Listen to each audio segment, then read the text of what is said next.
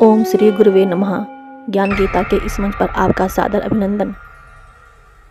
अथ श्री कामिका एकादशी व्रत कथा। इस वीडियो में हम कामिका एकादशी के व्रत कथा और उसके महत्व के बारे में जानेंगे। चलिए जानते हैं कामिका एकादशी के इस पावन कथा को। कुंती पुत्र धर्मराज युधिष्ठिर कहने लगे कि हे भगवान, मैंने आषाढ़ माह के शुक्ल पक्ष की देवशयनी एकादशी का सविस्तार वर्णन सुना। अब आप मुझे श्रावण माह के कृष्ण पक्ष की एकादशी की कथा सुनाने की कृपा करें। इस एकादशी का नाम क्या है, इसकी विधि क्या है, इसमें किस देवता का पूजन होता है, इसका उपवास करने से मनुष्य को किस फल की प्राप्ति होती है। भगवान श्री कृष्ण ने कहा, हे श्रेष्ठ धनुर्धर, मैं श्रावण माह की पवित्र एकादशी की कथा सुनाता हूँ, ध्यान पूर्वक श्रवण करो। एक बार इस एकादशी की पावन कथा को भीष्म पितामह ने लोकहित के लिए नारद जी से कहा था। एक समय नारद जी ने कहा, हे पितामह, आज मेरी श्रावण के कृष्ण पक्ष की एकादशी की कथा सुनने की इच्छा है, अतः आप इस एकादशी की व्रत कथा विधान सहित सुनाइए। नारद जी की इच्छा को सुन पितामह भीष्म ने कहा, हे नारद जी, आपने बहुत ही सुंदर प्रस्ताव किया है, अब आप बहुत ध्यान पूर्वक इसे श्रवण कीजिए। श्रावण माह के कृष्ण पक्ष की एकादशी का नाम कामिका एकादशी है। इस एकादशी की कथा सुनने मात्र से ही वाजपेयी यज्ञ के फल की प्राप्ति होती है। कामिका एकादशी के उपवास में शंख चक्र गदाधारी भगवान विष्णु का पूजन होता है। जो मनुष्य इस एकादशी को धूप दीप नैवेद्य आदि से भगवान विष्णु की पूजा करते हैं, उन्हें गंगा स्नान के फल से भी उत्तम फल की प्राप्ति होती है। सूर्य ग्रहण और चंद्र ग्रहण में केदार और कुरुक्षेत्र में स्नान करने से जिस पुण्य की प्राप्ति होती है, वह पुण्य कामिका एकादशी के दिन भगवान विष्णु की भक्ति पूर्वक पूजा करने से प्राप्त हो जाता है। भगवान विष्णु की श्रावण माह में भक्ति पूर्वक पूजा करने का फल समुद्र और वन सहित पृथ्वी दान करने के फल से भी ज्यादा होता है। व्यतिपात में गंडकी नदी में स्नान करने से जो फल प्राप्त होता है, वह फल भगवान की पूजा करने से मिल जाता है। संसार में भगवान की पूजा का फल सबसे ज्यादा है, अतः भक्ति पूर्वक भगवान की पूजा न बन सके तो श्रावण माह के कृष्ण पक्ष की कामिका एकादशी का उपवास करना चाहिए। आभूषणों से युक्त बछड़ा सहित गौदान करने से जो फल प्राप्त होता है, वह फल कामिका एकादशी के उपवास से मिल जाता है। जो उत्तम द्विज श्रावण माह के कृष्ण पक्ष की कामिका एकादशी का उपवास करते हैं तथा भगवान विष्णु का पूजन करते हैं, उनसे सभी देव नाग किन्नर पितृ आदि की पूजा हो जाती है। इसलिए पाप से डरने वाले व्यक्तियों को विधि विधान सहित इस उपवास को करना चाहिए। संसार सागर तथा पापों में फंसे हुए मनुष्यों को इनसे मुक्ति के लिए कामिका एकादशी का व्रत करना चाहिए। कामिका एकादशी के उपवास से भी पाप नष्ट हो जाते हैं। संसार में इससे अधिक पापों को नष्ट करने वाला कोई और उपाय नहीं है। हे नारद जी, स्वयं भगवान ने अपने मुख से कहा है कि मनुष्य को अध्यात्म विद्या से जो फल प्राप्त होता है, उससे अधिक फल कामिका एकादशी का व्रत करने से मिल जाता है।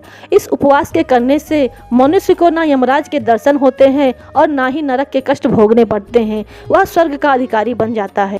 जो मनुष्य इस दिन तुलसी दल से भक्ति पूर्वक भगवान विष्णु का पूजन करते हैं, वे इस संसार सागर में रहते हुए भी इस प्रकार अलग रहते हैं जिस प्रकार कमल पुष्प जल में रहता हुआ भी जल से अलग रहता है। तुलसी दल से भगवान श्री हरि का पूजन करने का फल 1 बार स्वर्ण और 4 बार चांदी के दान के फल के बराबर है। भगवान विष्णु रत्न मोती मणि आदि आभूषणों की अपेक्षा तुलसी दल से अधिक प्रसन्न होते हैं। जो मनुष्य प्रभु का तुलसी दल से पूजन करते हैं, उनके सभी पाप नष्ट हो जाते हैं। हे नारद जी, मैं भगवान की अति प्रिय श्री तुलसी जी को प्रणाम करता हूँ। तुलसी जी के दर्शन मात्र से मनुष्य के सभी पाप नष्ट हो जाते हैं और शरीर के स्पर्श मात्र से मनुष्य पवित्र हो जाता है।